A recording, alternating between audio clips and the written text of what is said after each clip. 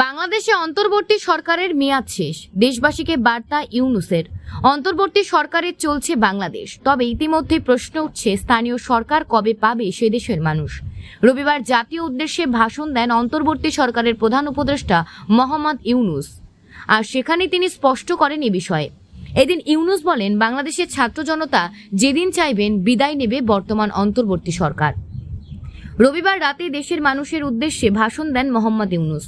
সেখানে তিনি বলেন, অন্তর্বর্তী সরকার কবে বিদায় নেবে তা দেশের মানুষই ঠিক করবেন। একই সঙ্গে তিনি জানান, কবে দেশে আবারও নির্বাচন হবে তা একেবারেই রাজনৈতিক সিদ্ধান্ত, ফলে সেই সিদ্ধান্ত রাজনৈতিক দলগুলিকেই নিতে হবে। 8ই আগস্ট বাংলাদেশে অন্তর্বর্তী সরকারের প্রধান উপদেষ্টা হিসেবে শপথ গ্রহণ করেন নোবেলজয়ী অর্থনীতিবিদ মোহাম্মদ ইউনূস।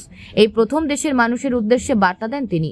সেখানে দেশবাসী জানান, কোনো কাজ প্রাথমিকভাবে অন্তর্বর্তী সরকারের কাছ থেকে মানুষ প্রত্যাশা করছেন তা জানাতে সেই মতো কাজ করে যাবেন।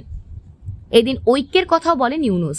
তার কথায়, আমি জাতীয় ঐক্যে বিশ্বাস করি, এই জন্য সরকার কাজ করবে।